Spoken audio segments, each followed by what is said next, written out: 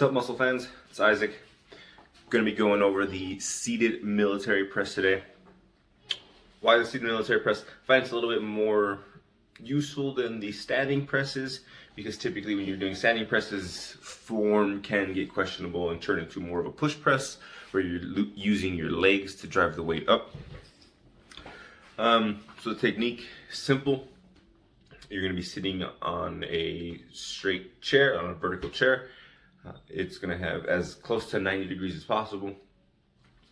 As you seen in the video earlier that I attached to it, you're going to be unracking the weight and coming straight down, keeping your elbows in as close as possible, and pressing the weight directly overhead.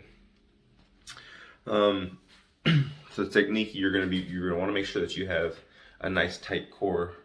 You're going to want to make sure that everything is braced and ready to go. You want to make sure that your feet are firmly planted on the floor, so that way nothing shifts.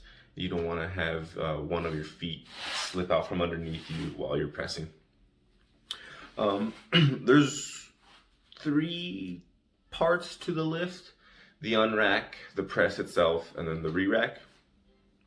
The unrack part requires some setup. What helps for me is if I put the clear ring on the bar between my middle finger and my ring finger on each hand. It gives me an even pressing form. I have relatively long arms, so it's kind of far out there, but the goal is to have nice, even weight on both sides of your arms. So it's going to be a bar, so finding what grip feels comfortable is going to be important. During the press itself, there's one main cue, and that's the head through the window. So what happens is that the bar will be overhead, and as you come down, your head starts to go up, and you're going to want the bar to come right across the chest. I like to do pause reps where the bar just sits on my chest, and you're going to want to press and get your head through the window. Your arms, you imagine your arms are going to be the window here. Pressing your head through the window. That's going to allow you to really get your anterior deltoid flexing, and those are going to be our target areas: medial deltoid, anterior deltoid. We're going to try to get those pressing muscles to engage. So getting your head through that window will help you really lock out that weight and really get everything working. And then you're going to come back down for that negative. It really depends on what your goals are going to be.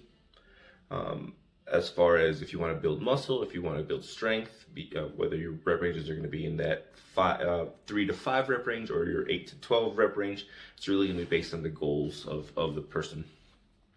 So what I'm going to do is I'm actually going to cut to past me and have him go over the common mistakes and ways you can get yourself hurt. All right. Thanks, future me. So yeah, like he was saying, the things you don't want to do when doing the seated military press, you do not want to have flared out elbows. That's a fast way of getting hurt. You lose a lot of your strength doing that way. The main focus should be to have your elbows pointed forwards as much as possible. They're going to want to flare out. That's natural. It's going to happen. That's okay. But you do not want to have them be, perpendicular with parallel with the floor. Your elbows parallel with the floor, because you're begging to get hurt. You're begging. I'm not even going to attempt it because I don't want to get hurt. Another thing you do not want to do is have like low pressure. You don't want to be like soft, I suppose. You want to have a nice tight core to brace for the weight. You don't want to be shifting your feet a lot. You probably can't see from that angle, but you don't want to be shifting your feet. You want to have a nice solid base to press and then push. You're not driving with your legs again. We're focusing on the anterior deltoid, so you're not squat pressing from the floor, box squat pressing the weight up. It's just, these are statues. These are concrete pedestals that are just holding up your torso so they can keep pressure so that you can press the bar overhead. Those would be the main thing that I would focus on not doing, because again, you don't want to get hurt and it's bad form. The other thing you don't want to do is not having a good warm up. Not having a good warm up is a good way to get hurt as well. But I think I talked too much. Back to you, Isaac. Welcome back. All right, so now we're going to go over the progressions of the workout and the regressions of the workout. Progressions generally, if you can do push-ups, you should be able to do at least an empty bar press, and you can work from there after that. It's something that can be started with dumbbells, just to get, build the deltoid strength at first. Doing seated dumbbell presses for a while just to get that core strength and get the shoulder strength. But eventually the goal is to work up to the bar, where you can get much heavier than you can with dumbbells.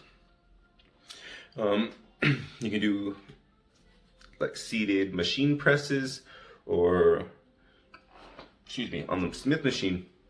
That way you have more stability, but the goal will be to work towards having an empty bar, or having the Olympic bar and adding weights to the side of that, so that you can really build muscle, build strength, and really get those three-dimensional delts everybody wants.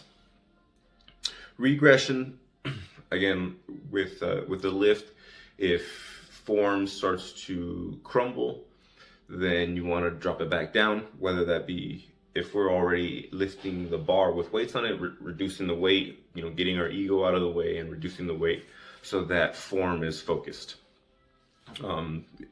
It's a great exercise, but you can hurt yourself if you're doing it improperly. Same goes for every workout. But shoulder injuries are something I'm familiar with, and they're not something you want to deal with. So if the weight is too heavy, drop it down. If the form is uncomfortable, go back to the dumbbells, build that form, get used to bracing the core, having a nice strong placement with your feet so that you have solid basis to push from, and then go back to the bar and work up from there again. It's one of the best exercises you can do for upper body development. Another thing is you want to keep balance for every push you want to pull. So chin-ups, bent over barbell rows, or inverted rows, Australian rows, however you want to call them, horizontal rows are a nice, good way to keep balance in the muscles. Yeah, if you haven't tried them already, I highly recommend you doing them. The seated military press, or overhead press, or seated strict press.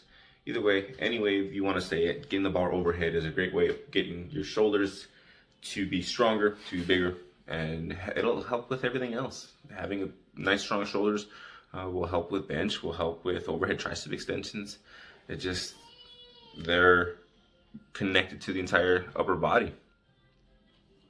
So with that being said, we're gonna cut this video short, or cut this video here at least. Try them out. I highly recommend them. They're really great to build your core and build your shoulders without, building your calves at the same time. Highly recommend it, but again, make sure your elbows stay in as close as possible. Have a good night, you guys.